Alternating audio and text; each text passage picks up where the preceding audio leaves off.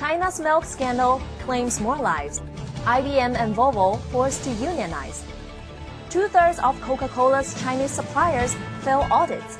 Dell makes cheaper computers for India and China.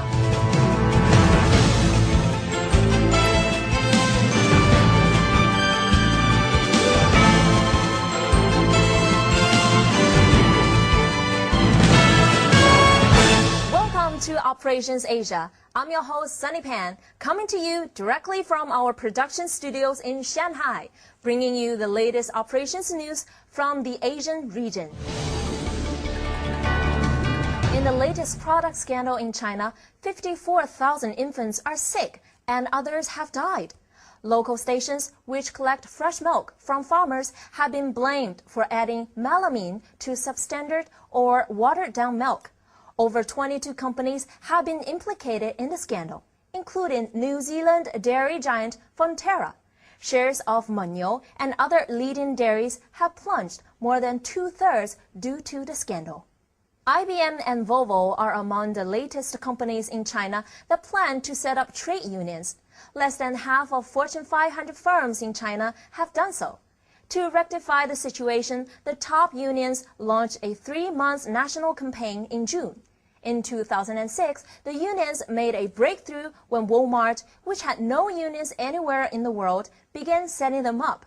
Under a new agreement, Walmart employees will get 8% pay raises this year and next.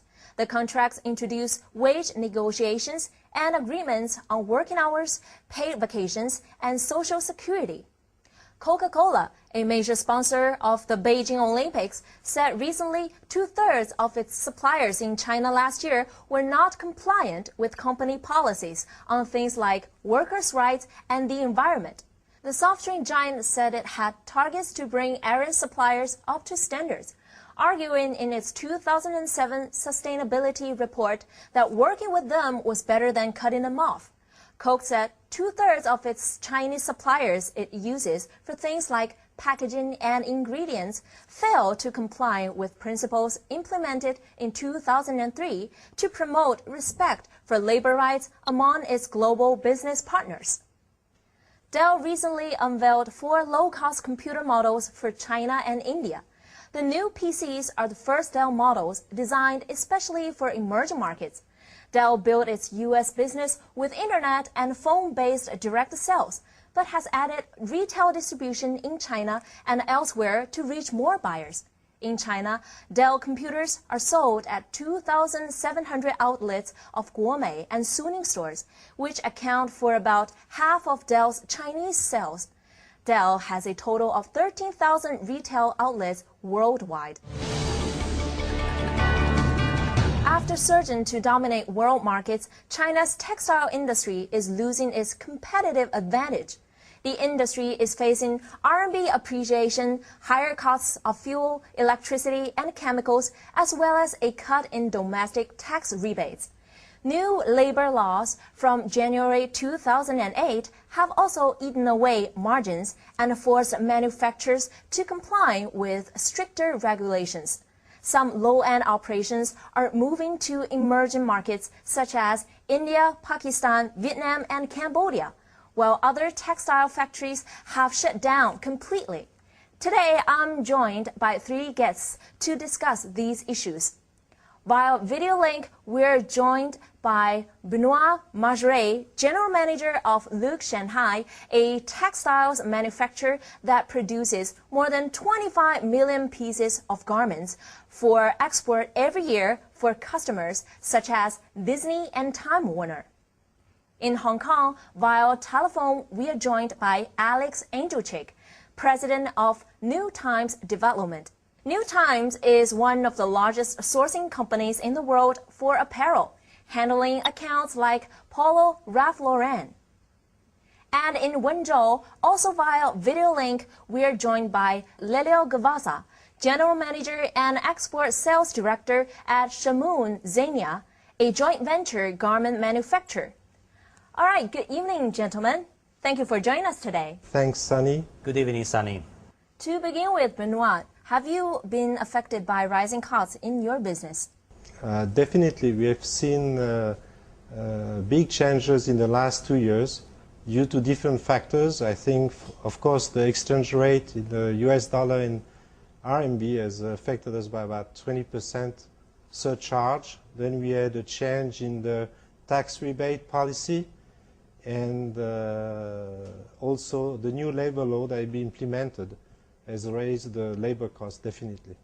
All right, then what about you, Alex? We've been affected, I think, like everyone else has. I mean, it's been difficult because there's been an increase in textiles, there's been an increase in trim costs, there's been an increase in what we call cut and make costs, packaging costs, transportation costs, and for the preceding period of a few years, the manufacturers were willing to absorb much of the increased costs so they wouldn't lose business. But it seems like this year the manufacturers could no longer absorb those costs. Additionally, there's been a lot of manufacturers who have gone out of business, so the manufacturers who have remained strong have a lot of business because they've taken on the overflow from those other companies, and they're able to call the shots more than before. Lelio, I know your company is a little bit different. Charmoon, Xenia focuses more on high-end garments. Do you have the same problem? Yes, of course we are facing this problem in these days, and of course it's something that we are going to facing as well next year. We apply all the requests that the government asked us to implement within this year with the new labor contract. We are increasing the cost, but the majority of the activity has been done by Charmoon IZ in the last few years. So today we are facing a cost increase, but the cost increase is not so big as for all the other Chinese companies. But in this kind of environment, are you able to stay competitive? Well, we had, of course, as everybody else, we have competition around the world. And on our markets, mainly in Europe and Russia, we had to remain competitive. We had no choice but to move part of our production to other Asian countries. We stay competitive by helping our customers develop better product. You know, and I always say this, product that is designed well, that hits a sweet spot, you know, in the consumer's heart, is still selling, and selling well. So we help our customers kind of get to that sweet spot. We provide them with textile assistance, design assistance, choosing the right trims, and making sure that the products are manufactured properly. The communication between the factory and our group and the customer is smooth and accurate. And of course, on-time delivery is essential in this market. We hear a lot of factories are moving outside of China. Have you considered this? We are not really looking at market outside of China. We are based in China, we are based in Wenzhou, and we are going to serve, and we serve in the past, all the top-level customer. Our customers are really willing to have a high-quality product, and they are not so willing to receive only lower cost production. This means that we focus a lot of attention in the quality of the product, and we don't need at this day to find alternative source for finding lower production cost. As I mentioned before, we moved our production, part of our production out of China to be able to compete on the global market. And this shift is not a small thing, since about 40% of our production has moved out of China within 2 years. Who are China's biggest threats in terms of grabbing market share? We've seen in the last 2 years a greater shift to countries like Vietnam, the second largest exporter of apparel to the United States, you know, and I mean that's a phenomenal growth for Vietnam in the last 5 years. No one would have expected it would have grown so quickly. But because of quota uncertainties in China, because of cost of labor in China, people have moved to Vietnam. As far as I can see now, I would say India, Bangladesh, and Indonesia would be the three main sources at this point. Bangladesh is an attractive place today for several reasons. Number one, the currency linked to the US dollar, which means that the depreciation of the US dollar has increased their competitiveness by about 20%. We also have a favored treatment from European countries on all imports from textile import from Bangladesh. They have no duty compared to about 10 to 12% for Chinese imports. And the last thing would be the export tax that is imposed on Chinese export that we don't have in Bangladesh. By moving to Bangladesh, we are about saving 40% on our sourcing cost. Alex, Benoit, and Lelio, thank you for being with us today. Okay, thank you, Sunny. Thank you, Sunny. It was my pleasure. The chemical industry is an important link in the global supply chain, providing numerous value-added products and services. Russell Barron has looked further into the challenges currently facing the industry, focusing on one key player, Dow Chemical. With demand for chemicals in China expected to double between 2002 and 2015, the country's chemical industry represents an attractive opportunity, greatly facilitated since China joined the World Trade Organization at the end of 2001. As many multinational companies struggle amidst a volatile global economy and finding the right plan for China, the Dow Chemical Company's China strategy appears to be paying off. So far, Dow has invested over $500 million in Greater China and earmarked another $400 million for new manufacturing and R&D facilities. Dow has had a long presence in China, first arriving in the 1930s and then officially entering the mainland in the early 1980s. In the 1980s, mainly we are competing with multinationals. Okay, you can name it, is mainly multinationals from Europe and from the United States. And as we evolve, then we have local Asians coming in, mainly the Japanese. And then later on you have the Koreans. And then now we are facing competition from local Chinese competitors as well as competitors from the Middle East. In line with China's ongoing push up the value chain, away from low-end consumer products to more sophisticated and higher-end products, the competitive landscape has changed. The Chinese government is encouraging value-added manufacturing rather than low-value assembly or piecework manufacturing, and chemicals fits very well with this. The chemical giant, which prides itself on its commitment to human progress through the harnessing of science and technology, has big plans for China. China is currently our third largest global market, and we expect within 10 years it will be the second largest, surpassing Germany, and within 20 years it will become our largest global market, surpassing the United States. With an eye to the future, many multinationals are shifting their global R&D investments to China. Globally, Dow spends more than $1 billion a year on research and development. When Dow opens their new facility in Zhangjiagang, over 600 engineers will be doing research for the global market. But are Chinese companies offering real competition? If you look at from the commodity product perspective, I think the Chinese are as good as making the same product as most of the multinational. I think the thing is that if you look at the market-facing end, which is the more value-added end, I think because it's all technology-driven and R&D driven, so this is where the Chinese competitor is, I would say, a little bit lacking. Dow is a good example of a company with a clear long-term plan and execution strategy for China, which, as some companies have found out, is necessary for success in such a dynamic market. To be number one, it doesn't mean that you have the number one sales in the world. You basically need to have the capability, the competency, and also the asset in place to be in that number one position.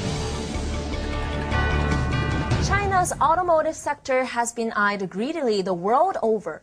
Automakers, suppliers, and many others are looking to benefit from the ongoing surge in consumer demand for cars in China. To get more insight, let's cross live to the Hyatt on the Bund in downtown Shanghai, where Max Henry from the Global Supply Chain Council has gathered several experts to discuss the issues. Hi, Max. Are you having fun there? Things are great. Thank you, Sunny. We are today very glad to be on the Hyatt on the Bund with a fantastic view on the Huangpu River. Joining us today, we have three guests. I'm very pleased to introduce you Jan Teste, who is the head of purchasing East Asia of No Brands Truck Division. We also have Duan Bollinger, who is the general manager of BBK Consulting, and Marnix Etema, who is the senior manager of Alvarez and Massal. All right, so you guys are top expert in the automotive sector here in China. What are, according to, to your knowledge and your experience, what are the main issues right now happening in supply chain management for, for those OEM manufacturers and also the tier 1 suppliers here? If I might, from my point of view, the main challenge we have is to maintain cost under control and reliability of quality, and then a sustainable supply chain and relationship with the suppliers. What we see here in China is clearly, like Jan said, is a lot of cost pressure, rising material cost, the new labor law and rising cost of labor, VAT regulations that have changed. We see a rise, of course, in the transportation cost, especially for the exporting companies. And at the same time that we see all these cost pressures, of course, we see for the exporting companies a decline of the US market. And this brings quite a number of the automotive suppliers in China in a squeeze, and they're looking for creative ways to restore their margins and their volumes. What are those measures that those companies you think are taking right now to, to counter, impact what's going on? I think, and Dwayne already touched on that, a lot of companies start to look at best practices. I think a lot of companies have in the last 5 to 10 years grown very, very rapidly, and a lot of management attention was on increasing the capacity and the volume to serve these booming markets. And right now they can take a step back, they have to take a step back and say, hey, how do we actually things in an optimal way? Let's look at some global best practices and bring them into our operations and in the way we work with our customers and our partners. Yeah, and I'd say, and you guys I think have seen maybe some recent surveys where most multinational companies would acknowledge that they really hadn't implemented best practices. And I don't know that it was they were too busy. I would say they were happy with the low labor cost, and I think given inflation here over the last couple of years, it's forced those companies to rethink implementing best practices, supply chain management, lean manufacturing principles, Six Sigma problem-solving techniques. You see the benefits out of that? Because from my point of view, I don't see such a benefit of such best practices at this moment. I think it's very advanced, lean manufacturing is very advanced practice, but actually here in China, I don't see so much suppliers able to deploy that correctly so that I have an instant effect. What I can see is that they choose their customers. So if you're not interesting, then they jump to another customer. That's what I can see. But perhaps my volumes are not so interesting for them. I don't know. But lean manufacturing, I don't know what you're going to win. Yeah? Lean is working in China, or does that because no? Does that work? No, but I'll respond back to your comment on. I would acknowledge as well that there's not too many people here within a lot of companies, multinational companies. I'll say in particular, local, certainly none. Of the right talent that could implement lean principles, and not only just at the working level, but it starts at the top as well. But lean, you're going to work on a part of the cost which is quite little, right? Because here you have major part of your cost breakdown is material, and then what is the rest is quite profit, certainly a lot, and the rest is only a small part of it. So I'm not sure what it's going to bring if the guys can deploy it correctly. But from a lean standpoint, I'll start with, it includes material flow. So you get at issues that I think we would all acknowledge are a part of inherent here in China, as well as information flow, information flowing from you to your suppliers to their suppliers. Lean's beyond just looking in your own plant and trying to identify ways to take out kind of the obvious waste. Whatever countries that you think, and I will go to all of you, you think can help China? So Vietnam was the focus. It was a little bit the hype at this moment, and I know that you are also quite active in Vietnam now, and some other companies also. Though people, or let's say my colleagues, are getting a little bit frightened by the inflation rate over there. 28%? Yeah, so 30%. But still, it doesn't mean that you are directly impacted by it when you buy a specific component to a specific place, to a specific supplier. So Vietnam, yes, is a place. We have a structure in India, and India is very competitive also. So I think it's an excellent alternative if your company can make a benchmark between India and China, and at the same time has something in place in Mexico for the North American factories, and in Central East Europe. So if you are in a global company with such places where you can make sourcing, actually, I think you're quite complete in your scope. And yeah, that's what we have actually. So we have structures in each of the... I'd be interested to know, Jan, is Vietnam, for a company like yours, the product you're looking for and the volumes you're looking for, is Vietnam a realistic option, a realistic alternative to China? Actually, we have some about $6 to $7 million export from Vietnam. Mm-hmm. So it shows that it's quite it's reliable and it's a good place to purchase. We are buying there since a little bit more than eight years. Okay.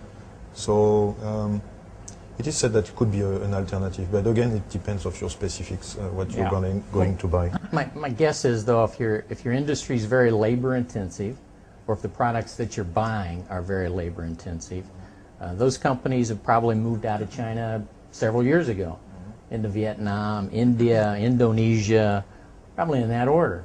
But I'd still say, in fact, I saw some recent data that suggested that roughly, 75% of all the multinational companies here are going to stay here and have no plans to leave.